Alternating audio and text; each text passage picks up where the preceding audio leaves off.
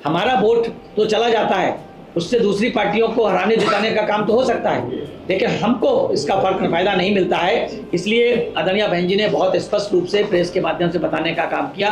उसी बात को हम दोहराना चाहते हैं कि हम लोग बिल्कुल पूरे देश में सबसे ज्यादा सीटों पे चुनाव लड़ने वाली पार्टी इस देश में बहुजन समाज पार्टी है आज की तारीख। दोस्तों, अगर आपको भी लगता है कि लोकसभा चुनाव 2024 में मायावती को होना चाहिए प्रधानमंत्री का चेहरा, तो आप अभी इस वीडियो को लाइक, चैनल को सब्सक्राइब करके रख लीजिए और कमेंट में जय भीम जरूर लिखिएगा। मीडिया बंधुओं, बहुजन समाज पार्टी की राष्ट्रीय अध्यक्ष आबादी के हिसाब से इस देश के सबसे बड़े सूबे उत्तर प्रदेश की 4 बार लोकप्रिय, न्यायप्रिय, जनप्रिय मुख्यमंत्री रही, संसद की शेरनी, आयरन लेडी परम आदरणीय बहन कुमारी मायावती जी के दिशा निर्देश पर आज देश में हो रहे लोकसभा के आम चुनाव के लिए दिल्ली प्रदेश में बहुजन समाज पार्टी अपनी सभी सीटों पर चुनाव लड़ने का काम करेगी। जैसा कि आप सब लोगों को विदित है, बहुजन समाज पार्टी की राष्ट्रीय अध्यक्ष और बहुजन समाज पार्टी के नेशनल कोऑर्डिनेटर श्री आकाश आनंद जी न सिर्फ उत्तर प्रदेश बल्कि देश के तमाम राज्यों में बहुजन समाज पार्टी के समर्थन, प्रत्याशियों के समर्थन में जनसभाओं को संबोधित कर रहे हैं और बड़े पैमाने पर माननीय बहन जी की जनसभाओं को, माननीय आकाश आनंद जी की जनसभाओं को विशाल जन समर्थन मिल रहा है। खासतौर से युवाओं का बड़े पैमाने पे उनको समर्थन मिल रहा है। उनके द्वारा जो मुद्दे उठाए जा रहे हैं, माननीय बहन जी के द्वारा, माननीय आकाश आनंद जी के द्वारा, हमारे पार्टी के शीर्ष नेतृत्व के द्वारा, वो इस देश की 140 करोड़ लोगों के हितों की बात रखी जा रही है, जबकि दूसरी राजनीतिक पार्टियां सिर्फ और सिर्फ वोट पाने के लिए या तो लुभावने वादे कर रहे हैं, वो ये नहीं बता रहे हैं कि उन्होंने, कोई कहता है कि हमने 50 साल 55 साल शासन किया, कांग्रेस पार्टी कहती है, कोई कहती है हमने इतने साल शासन किया है। वो अपने 55 साल का किए गए कार्यों का विवरण नहीं दे रहे, ये अपने 10 साल और पिछली सरकारों का शासन का विवरण नहीं दे रहे हैं, बल्कि जनता को भरमाने के लिए वो अगले 2047 की बात जनता से करते हैं। और किस स्तर पर दोनों पार्टियां अपने अपने उनके नेता लोग भी बात करने में करते हैं, वहीं दूसरी तरफ आदरणीय बहन जी अपने चुनावी जनसभाओं को संबोधित करते हुए अपनी 4 बार की सरकारों में की गई विकास की बातों को, इस देश के बहुजन समाज के साथ साथ सर्व समाज के गरीब शोषित लोगों के हक और हकूक़ की बात करती हैं। उसी क्रम में बहुजन समाज पार्टी यहाँ पर दिल्ली प्रदेश, जो राष्ट्रीय राजधानी क्षेत्र दिल्ली है, उसमें सभी 7 सीटों पर चुनाव लड़ेगी, जिसमें आज हम अपने प्रदेश के प्रदेश अध्यक्ष और प्रदेश प्रभारी सुजीत सम्राट, एडवोकेट सुजीत सम्राट जी, प्रदेश प्रभारी सुदेश आर्या जी, उपाध्यक्ष भाई सतीश चौधरी जी, सब लोगों की आम सहमति के साथ प्रदेश के जिले के, प्रदेश के जो जोन क्षेत्र हमारा बटा, उनके सभी सम्मानित पदाधिकारियों की आम सहमति के बाद 7 में से 6 लोकसभा सीटें आज हम लोग घोषित करने जा रहे हैं और 1 लोकसभा सीट 1 से 2 दिन में, क्योंकि वहाँ पे कंपटीशन थोड़ा टफ था, इसलिए 1-2 दिन में आप लोगों को घोषित करके बता दी जाएगी। उस क्रम में जो लोकसभा का क्रम संख्या दिल्ली प्रदेश का है, 1 नंबर चांदनी चौक लोकसभा क्षेत्र से एडवोकेट अब्दुल कलाम आज़ाद जी, जो अल्पसंख्यक समाज से ताल्लुक़ रखते हैं। लोकसभा क्रमांक संख्या 2 उत्तर पूर्वी दिल्ली लोकसभा क्षेत्र में बहुत ही पढ़े लिखे पार्टी के समर्पित साथी डॉक्टर अशोक कुमार जी। लोकसभा क्रम संख्या 3 पूर्वी दिल्ली लोकसभा क्षेत्र से पिछड़ी जात से ताल्लुक़ रखने वाले एडवोकेट राजेंद्र कुमार पाल जी।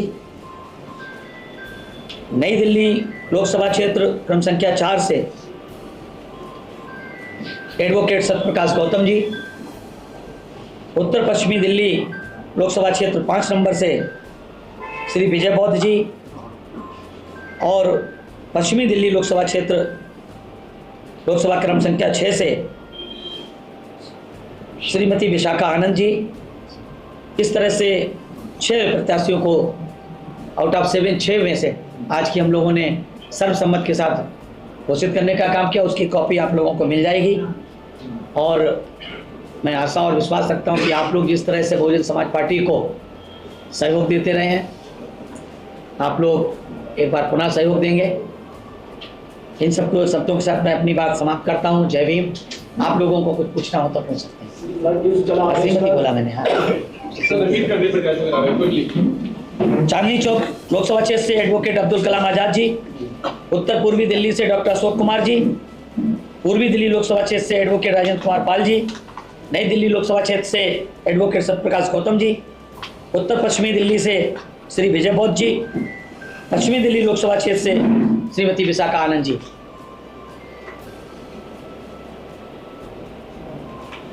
हमारा सबसे आखिर में तो दक्षिणी दिल्ली रह गई, उसके 1-2 दिन में आएंगे। बिल्कुल 2 दिन के अंदर आप लोगों को सूचित कर दिया जाएगा। तो जैसा कि आपने मार्च में कहा था कि हमारी पार्टी से कोई भी अपराधी चुनाव नहीं लड़ेगा जी, तो क्या ये 6 के 6 क्लीन चिट प्राप्त है?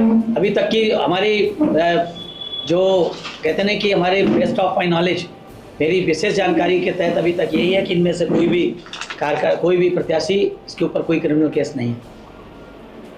बहुजन समाज पार्टी साफ सुथरे उम्मीदवार, साफ सुथरी सबके उम्मीदवारों को लड़ाना चाहती। बहुजन समाज पार्टी खास तौर से सामाजिक भाईचारा को बनाते हुए चुनाव लड़ाना चाहती है और बहुजन समाज पार्टी अपनी राष्ट्रीय अध्यक्ष, अपनी नेता आदरणीय बहन जी के दिशा निर्देशों पर चल करके दिल्ली प्रदेश में वैसे ही लड़ेगी चुनाव जैसे पूरे देश में आदरणीय बहन जी के निर्देश पर चुनाव लड़ा जाएगा।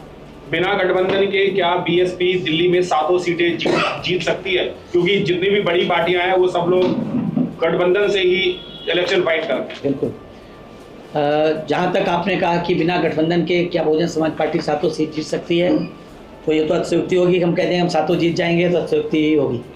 लेकिन इतना हम जरूर बताना चाहते हैं कि बहुजन समाज पार्टी की राष्ट्रीय अध्यक्ष आदरणीय बहन जी ने एक बार नहीं सैकड़ों बार की प्रेस कॉन्फ्रेंस के माध्यम से हमारे नेशनल कोऑर्डिनेटर महोदय ने अपने स्पीचेस में, अपनी मीडिया को संबोधन में, या उन्होंने जो मीडिया से बात की उनके माध्यम से बताने का काम किया है कि बहुजन समाज पार्टी ने प्री पोल अलायंस 1993 में समाजवादी पार्टी के साथ किया था, 1996 में कांग्रेस पार्टी के साथ किया था और 2019 में फिर से समाजवादी पार्टी के साथ किया। 93 और 96 का और 2019 का रिजल्ट इस बात को साफ साफ बताता है कि बहुजन समाज पार्टी जब भी किसी भी राजनीतिक पार्टी से अलायंस करके चुनाव लड़ती है, चाहे जिस प्रदेश में हो। कर्नाटक में हमने लड़ा जेडीएस के साथ लड़के, जेडीएस के वहाँ की मीडिया ने बताया कि बीएसपी की वजह से जेडीएस के 13-14 सीटें जीती। हम लोगों ने कहीं भी जिसके साथ लड़ा उनकी सीटें तो जीती, उनको तो फ़ायदा मिला, लेकिन बहुजन समाज पार्टी को उसका फ़ायदा नहीं मिला। ये 93 का, 96 का, 2019 का और 2018 का कर्नाटक का अनुभव मेरा व्यक्तिगत अनुभव भी है, जिसे मैं बहुत अच्छी तरीके से, मेरी नेताजी आदरणीय बहन जी के निर्देश हैं और उन्होंने इस बात को बताया भी है। हमारा वोट तो चला जाता है, उससे दूसरी पार्टियों को हराने जिताने का काम तो हो सकता है, लेकिन हमको इसका फर्क फायदा नहीं मिलता है। इसलिए आदरणीय बहन जी ने बहुत स्पष्ट रूप से प्रेस के माध्यम से बताने का काम किया। उसी बात को हम दोहराना चाहते हैं कि हम लोग बिल्कुल पूरे देश में सबसे ज़्यादा सीटों पे चुनाव लड़ने वाली पार्टी इस देश में बहुजन समाज पार्टी है आज की तारीख। सर, लेकिन कर्नाटक में तो आपके विधायक जीते थे उस टाइम। कर्नाटक में हमारा विधायक जीते हैं क्या? कर्नाटक गठबंधन की वजह से ही साथ जीते थे? नहीं, गठबंधन की वजह से नहीं जीते, गठबंधन की वजह से बिल्कुल भी नहीं जीते। अगर आप आकर रिजल्ट उठा करके देखेंगे, जो सीट गठबंधन में उन्होंने हमें दी थी उस सीट पे हम उससे पहले वाले 3 चुनाव में हम जेडीएस से कम 10 गुना ज्यादा वोट पाए थे। सुन लीजिए, पूरी बात खत्म हो जाने दीजिए, पूरी सुन लीजिए ना। जिस चुनाव में हम उनके साथ लड़े थे उस चुनाव से पहले वाले चुनाव में जेडीएस को 6000 वोट मिला था और हमको 38,000 वोट मिला था, ठीक है।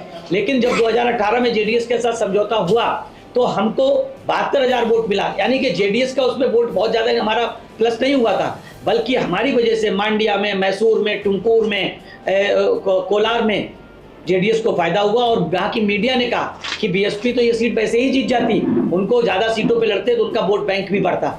ये स्पष्ट है और हमने इस बात को अनुभव किया। मैं वहाँ 13-14 साल से कर्नाटक को देख रहा हूँ।